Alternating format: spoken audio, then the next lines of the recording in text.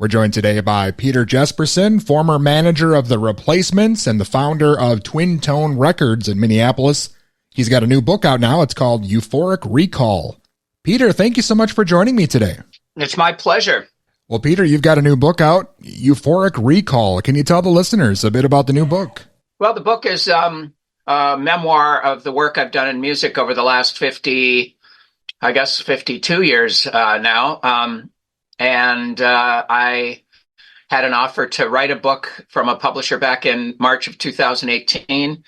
And along the way, another publisher came along. And so there was a little bit of a back and forth. And I ended up going with the second publisher. And it took me about 3.5 years to write the book, to be honest. I cleared my desk so that I could focus on just the book. I didn't want to write it, part-time while I was doing other stuff. And so I squirreled away some money and allowed myself to be a writer for that length of time, and it was an amazing experience. I would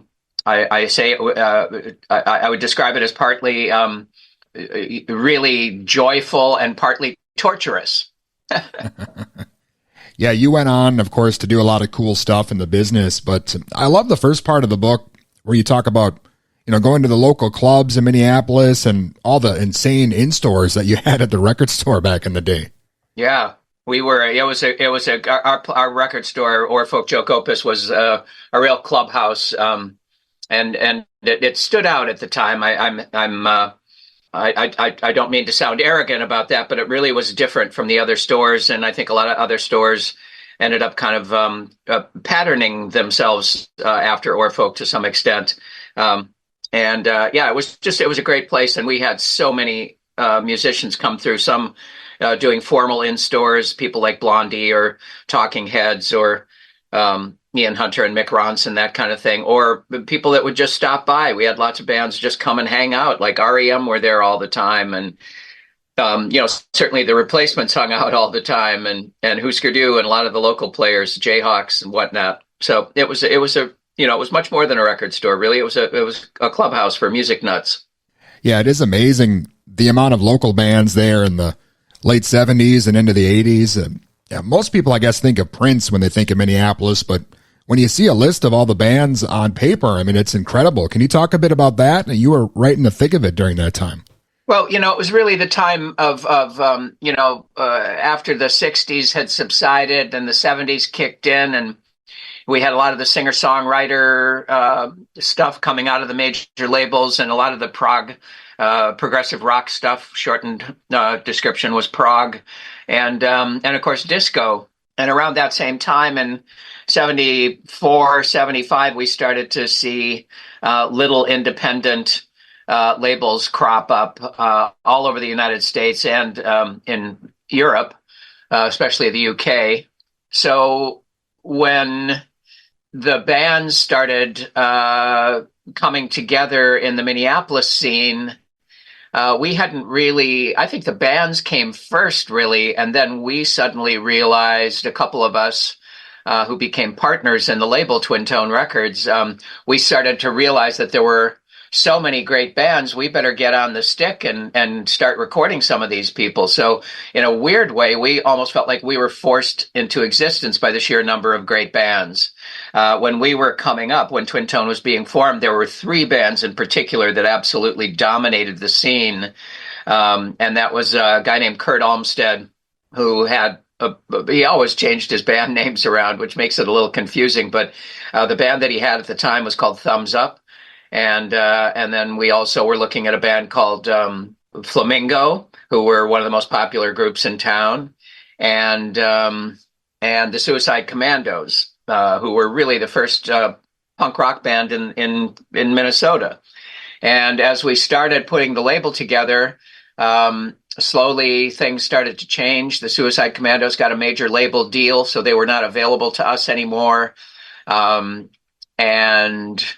Flamingo were reluctant to sign with us because we were a young label and didn't have a track record. Although the band and I got along really well, they had management that was just a little overly protective, I think, and they didn't. They kind of kept the band away from Twin Tone, to be honest, and then so we ended up going with Kurt as our first signing.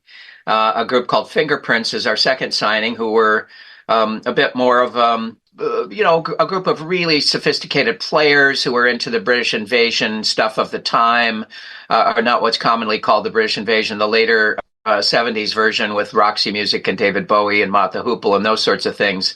They were very influenced by that. And then a third band of real young up and comers called the Suburbs.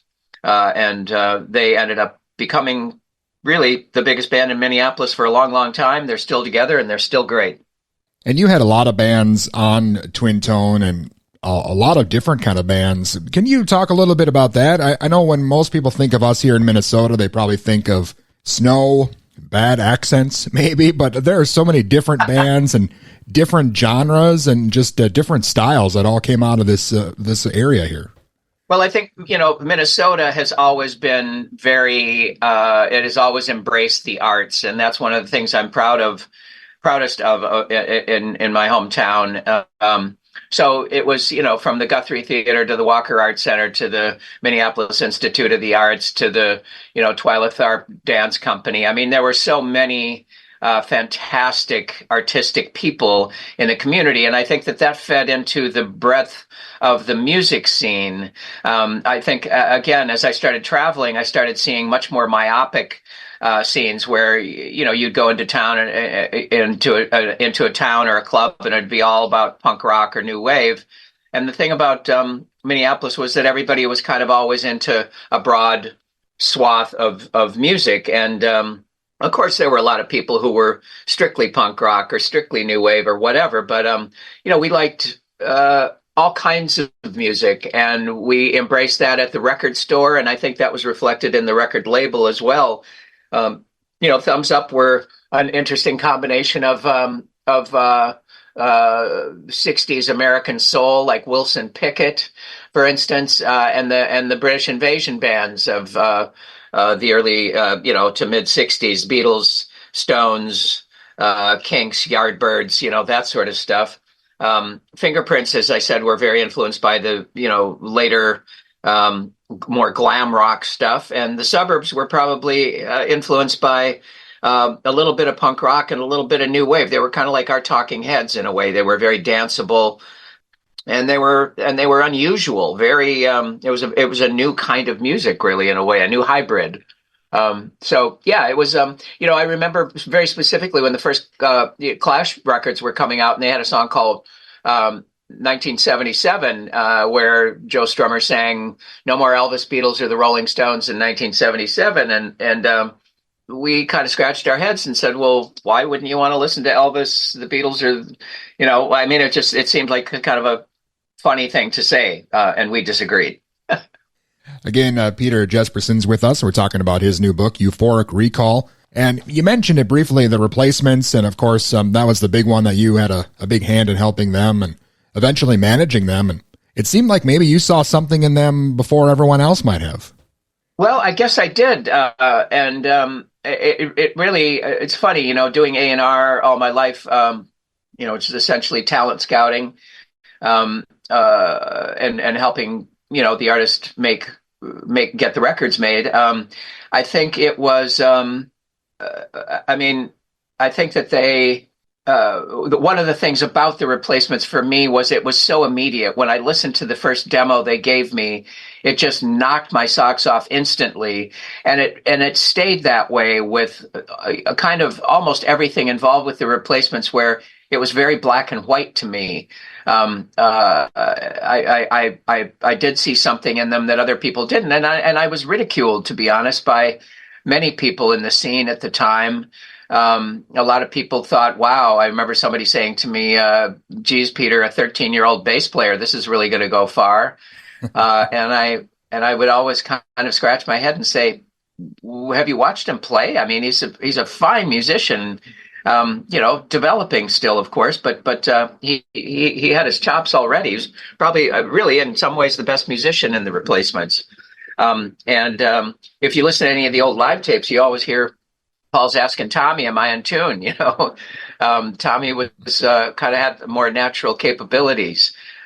So it was, it was one of those things where it took a little bit to develop, but right away, I would say, the quote unquote cognoscenti were very impressed with the replacements right away. So, I mean, that first show they did at the Longhorn, I guess it would have been July of 1980.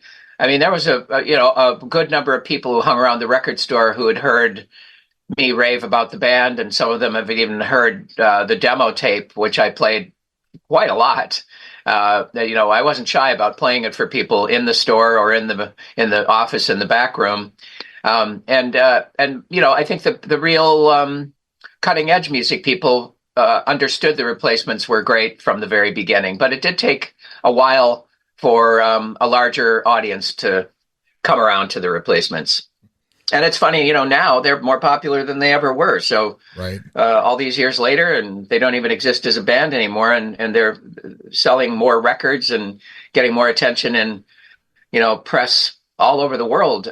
It's quite a gratifying situation. And of course, you put out so many great albums on the Twin Tone Records. I wanted to ask you specifically about your memories of working with Ween and putting out God, Ween, Satan. That's probably my favorite album that came out on that label. Oh, well, I'm so happy to hear you say that, but I can't really answer that. The Ween came in while I was away from the label. I sort of, I was away at first because I got so involved with the replacements. As you said, I started managing them, and then I was road managing. So as we started to tour more and more, I was away from the office a lot.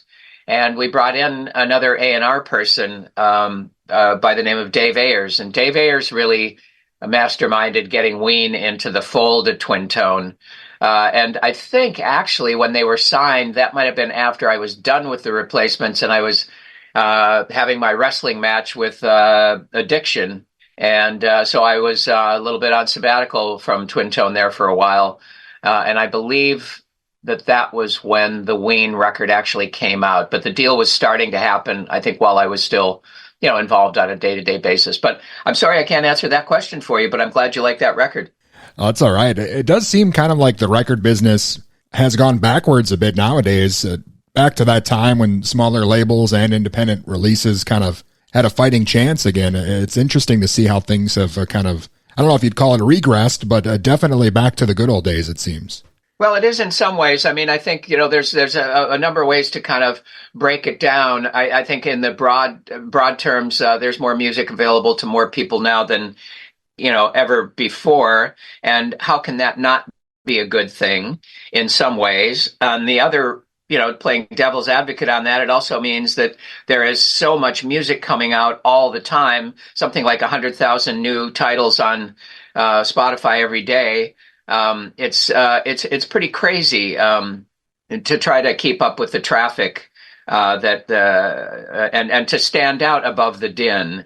I think that the song has come back into importance in a way that it hadn't been for a while. I think there are a lot of artists that got rich on a couple of hit songs that were on an album that had maybe not a lot of other great songs on it. And so I think a lot of people that maybe were less talented than some others really were very successful in that world. And now it really, really is down to the song. And certainly, people don't even listen to albums start to finish in a lot of cases. People are creating their own playlists and doing shuffle play and whatnot. So it's a tough time in the business. And I think one of the problems is you see even the independent labels, the ones that are struggling to survive, need to kind of play the statistics game like the majors, which is making sure that an artist that they're interested in has already got a fan base of some kind. And my son is now working in the record industry as an A&R person at a record label here in Los Angeles. And, part of his direction is to bring in artists that have a certain number of daily streams or weekly streams. And I think that a lot of artists are being really signed on the strength of statistics these days, as opposed to somebody signing them with their ears by hearing a song that they love and that they're passionate about and that they have an unstoppable desire to work with this artist. It's a little different and it's a little tricky.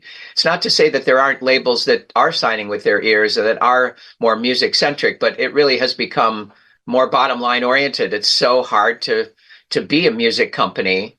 And you've got to make sure that you're working with artists that, at Twin Toe, we used to champion artists that no one had ever heard before. And that was really what I felt I was good at, was finding the diamonds in the rough. I'm not sure how I would fare if I were, an A&R guy at a label in 2024. It would be a tough job. Sure. Well, Peter, again, Euphoric Recall is just out here. Is there something else maybe you have coming up or anything we should be looking out for? Well, we're doing a lot of Q&As for the book in different cities around the country. We've done 15 or 16 of them now. About half of them, or maybe a little bit more than half, I've done with Tommy Stinson from The Replacements. I either hook up with him on the road, or we just, go out to do something in a city here and there. And we've done everything from LA to New York to, we were in, just last week, we were in Chapel Hill, North Carolina, Raleigh, North Carolina, and Richmond, Virginia. So we're trying to keep the ball in the air, and people really seem to love the conversations about the book. So I'm very gratified. It's not going to be a New York Times bestseller anytime soon, but I think there's a certain faction of people that like it, and that makes me very happy. And I'm pleased to go out and talk about it. Peter, again, it's been an honor speaking with you, and your book is tremendous, and hopefully I can speak with you again sometime. Thank you so much. Dustin, thank you so much. It was a pleasure to talk with you. And again, that was Peter Jesperson, and his new book, Euphoric Recall, is out now.